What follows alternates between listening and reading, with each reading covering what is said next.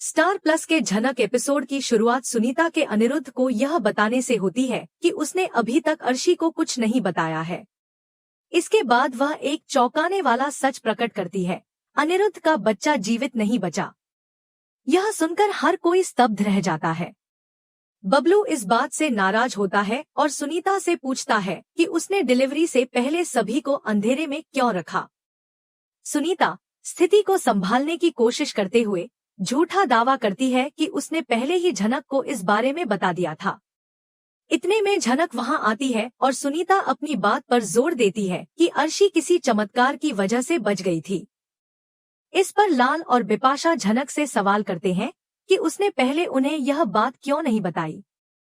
छोटन भी झनक से सीधे पूछती है कि क्या सच में सुनीता ने उसे कुछ बताया था। झनक इससे इनकार कर देती है और सुनीता के झूठ को उजागर कर देती है। सुनीता अपने अभिनय को जारी रखते हुए झनक पर यह आरोप लगाती है कि शायद वह उस समय सो रही थी, जिस कारण उसे कुछ याद नहीं है। वह जोर देकर कहती है कि उसके पास झूठ बोलने का कोई कारण नहीं है। फिर वह अनिरुद्ध से आग्रह करती है कि वह अपने बच्चे को देखने आए। झनक सुनीता की बातों में छिपे धोखे को भांपते हुए सुझाव देती है कि अर्शी का बच्चा चोरी भी हो सकता है और सुनीता को सच्चाई बताने की चेतावनी देती है।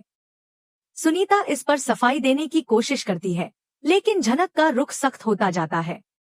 इसी दौरान पुलिस ने अनिंदो को सफलतापूर्वक गिरफ्तार कर लिया और लालन इंस्पेक्टर को झिमली को बचाने के लिए धन्यवाद देता है। इंस्पेक्टर झिमली को सलाह देते हैं कि वह नए सिरे से जीवन की शुरुआत करे और अपने परिवार के साथ अच्छे से रहे। झिमली जब घर लौटती है तो वह अनुराधा को गले लगाकर फूट फूट कर रोती है। अनुराधा चिंतित होकर उससे पूछती है कि उसने मदद के लिए उससे संपर्क क्यों नहीं किया। इस पर काजोल खुलासा करती है कि अनिंदो ने झिमली को बेचने की कोशिश की थी। यह सुनकर सभी के चेहरे पर चिंता और गुस्से के भाव आ जाते हैं। लालन उन्हें आश्वस्त करता है कि पुलिस समय रहते वहां पहुंच गई थी और इसीलिए झिमली को बचा लिया गया। अप्पू झिमली को सांत्वना देता है और उसे रोने से मना करता है। वह उसे याद दिलाता है कि सभी ने उसे बहुत याद किया था और वह अब सुरक्षित है। अनुराधा झिमली को सलाह देती है कि वह आगे से ऐसी गलतियां दोबारा न करे और कभी भी किसी पर इतना भरोसा न करे कि वह उसे धोखा दे सके। झिमली थोड़ी झिझकते हुए कबूल करती है कि उसने अपने सारे पैसे खो दिए हैं। यह सुनकर सभी को चिंता होती है, लेकिन वे उसे दिलासा देते हैं कि पैसे दोबारा कमाए जा सकते हैं, लेकिन जान बचना ज्यादा जरूरी था। झिमली अपनी गलतियों का एहसास करती है और आगे से सतर्क रहने का वादा करती है। इस बीच झनक सुनीता की बातों को लेकर सोच में डूबी रहती है। वह समझ जाती है कि सुनीता कुछ छिपा रही है और सच्चाई को तोड़मरोड़ कर पेश कर रही है। झनक इस मामले की तह तक जाने का फैसला करती है। वह सुनीता से दोबारा सवाल पूछती है, लेकिन सुनीता अपनी बातों को घुमाने लगती है। झनक को यकीन हो जाता है कि मामला सिर्फ एक दुर्घटना का नहीं है, बल्कि इसके पीछे कोई गहरी साजिश है। अनिरुद्ध भी बेहद परेशान नजर आता है। वह सुनीता की बातों पर पूरी तरह भरोसा नहीं कर पाता और चाहता है कि वह खुद अपनी आंखों से सच्चाई देखे।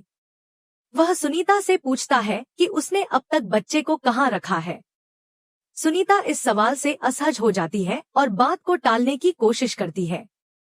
झनक उसकी घबराहट को भांप लेती है और अनिरुद्ध को सच का सामना करने के लिए कहती है। वहीं झिमली अपने बीते दिनों के बारे में सोचती है और खुद को भाग्यशाली मानती है कि वह सही समय पर बचा ली गई। अनुराधा उसे गले लगाकर कहती है कि परिवार से बड़ा कुछ नहीं होता और वह हमेशा उसके साथ खड़ी रहेगी। लालन भी उसे भरोसा दिलाता है कि अब वह सुरक्षित है। काजोल झिमली को समझाती है कि जिंदगी में गलत फैसले कभी कभी बहुत भारी पड़ सकते हैं, लेकिन हमें उनसे सीख लेकर आगे बढ़ना चाहिए। झिमली सिर झुकाकर उनकी बातों को मान लेती है और कहती है कि वह अपनी गलतियों से सीख लेगी।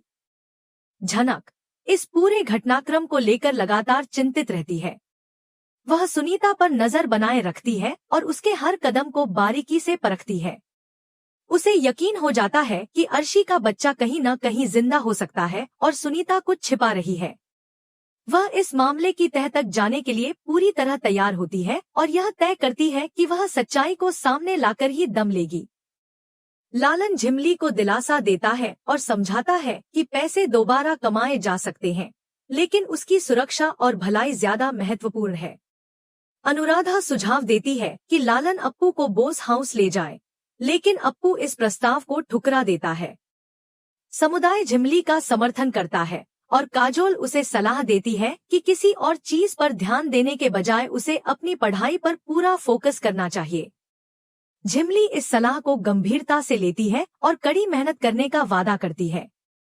वह यह भी कहती है कि वह लालन की मदद करना चाहती है, लेकिन लालन उसे आश्वस्त करता है कि उसकी देखभाल करना उसकी जिम्मेदारी है और उसे केवल अपने भविष्य पर ध्यान देना चाहिए।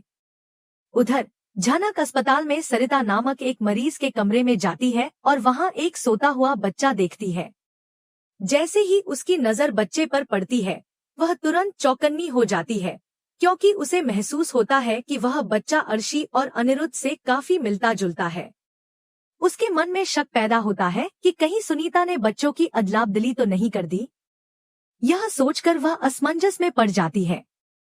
चूंकि अर्शी ने अपने बच्चे को कभी देखा ही नहीं, इसलिए सुनीता के खिलाफ कोई ठोस सबूत भी नहीं है।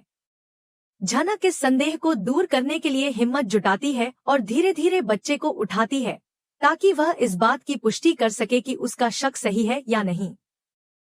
तभी सरिता का पति कमरे में दाखिल होता है और झनक पर बच्चा चुराने का आरोप लगाता है। यह आरोप सुनकर झनक हैरान रह जाती है। इस हंगामे से सरिता भी जाग जाती है और अपने बच्चे को वापस मांगने लगती है। सरिता का पति गुस्से में झनक पर आरोप लगाता है कि वह उनके बच्चे का अपहरण करने की कोशिश कर रही थी। झनक इस पर तुरंत प्रतिक्रिया देती है और अपना बचाव करते हुए पूछती है कि आखिर वह ऐसा क्यों करेगी। झनक को इस पूरे मामले में कुछ गड़बड़ लगती है और वह सरिता के पति पर सुनीता के साथ मिलीभगत करने का आरोप लगाती है। सरिता का पति इस आरोप से भड़क उठता है और गुस्से में इससे इनकार करता है, लेकिन झनक की नजरें उसके हाव भाव को परख रही होती हैं। उसे यकीन हो जाता है कि कुछ न कुछ जरूर छिपाया जा रहा है। वह उन्हें चेतावनी देती है कि वह इस मामले को ऐसे ही नहीं छोड़ने वाली और सच्चाई सामने लाकर रहेगी। इसी बीच मिमी चोटन को फोन करके बच्चे के भाग्य के बारे में पूछती है। बाद में अनिर्बन भी मिमी को कॉल करता है और वह फोन पर ही रो पड़ती है। वह स्वीकार करती है कि यह सब सुनकर वह बेहद दुखी है और उसे समझ नहीं आ रहा कि वह क्या करे। अनिर्बन उसे सांत्वना देता है और उसे मजबूत बने रहने की सलाह देता है। वह उसे यह भी याद दिलाता है कि उसके परिवार को इस समय उसकी सबसे ज्यादा जरूरत है और उसे उनके लिए वहां रहना चाहिए। वह मिमी से यह भी वादा करता है कि वह शाम को उससे मिलने आएगा, ताकि वह उसे कुछ दिलासा दे सके। वहीं दादी इस पूरी स्थिति को लेकर बेहद हताश हो जाती है। वे सवाल करती हैं कि भगवान ने उनके परिवार को इतनी क्रूरता से क्यों दंडित किया। वह अपने दुख से इतनी टूट जाती है कि अपनी सारी भड़ास झनक पर निकालती है। वह जोर देकर कहती है कि झनक हमेशा अर्शी से जलती थी और यह सब उसी की वजह से हुआ है। अंजना उन्हें समझाने की कोशिश करती है कि झनक को इस सब के लिए दोषी ठहराना सही नहीं है, लेकिन दादी उनकी बात सुनने से इनकार कर देती है। इस पर अमिताभ बीच में हस्तक्षेप करते हैं और दादी को याद दिलाते हैं कि झनक वही लड़की है जिसने एक बार उनकी जान बचाई थी। हालांकि दादी अपनी जिद पर अड़ी रहती है। वह मानने को तैयार नहीं होती और उनका दृढ़ विश्वास रहता है कि झनक ही उनके परिवार को बर्बाद करने की असली वजह है। अंजना उन्हें थोड़ा आराम करने का सुझाव देती है, लेकिन दादी इस समय सिर्फ यह सोच रही होती है कि आगे क्या होगा और अनिरुद्ध अब क्या करेगा। इसी बीच सुनीता अपनी नई चाल चल देती है। वह अनिरुद्ध के पास जाती है और उससे कहती है कि झनक ने बच्चे को चुराने की कोशिश की थी। यह सुनकर अनिरुद्ध सहित सभी लोग चौंक जाते हैं। झनक के खिलाफ इस गंभीर आरोप से माहौल गर्म हो जाता है। सुनीता चालाकी से अपनी बात इस तरह रखती है कि लोग उसके शब्दों पर विश्वास करने लगते हैं, जिससे झनक और भी मुश्किल में पड़ जाती है। झनक स्थिति को संभालने की कोशिश करती है, लेकिन सुनीता पहले से ही सभी के मन में शक पैदा कर चुकी होती है। वह खुद को निर्दोष साबित करने के लिए प्रयास करती है, लेकिन उसके खिलाफ पहले से ही इतनी बातें हो चुकी होती हैं कि लोग उसकी बातों पर यकीन करने से हिचकिचाने लगते हैं।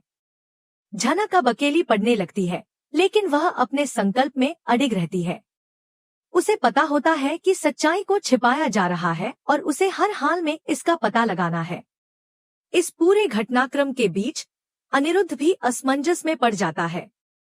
उसे समझ नहीं आता कि वह किस पर विश्वास करे। उसे झनक की सच्चाई का एहसास तो होता है, लेकिन सुनीता के दावों ने उसके मन में भी कुछ सवाल खड़े कर दिए हैं। वह गहरी सोच में पड़ जाता है और तय करता है कि उसे खुद इस मामले की तह तक जाना होगा। झनक जानती है कि यह लड़ाई आसान नहीं होगी, लेकिन वह हार मानने वालों में से नहीं है। वह ठान लेती है कि चाहे कुछ भी हो जाए, वह इस साजिश का पर्दाफाश जरूर करेगी।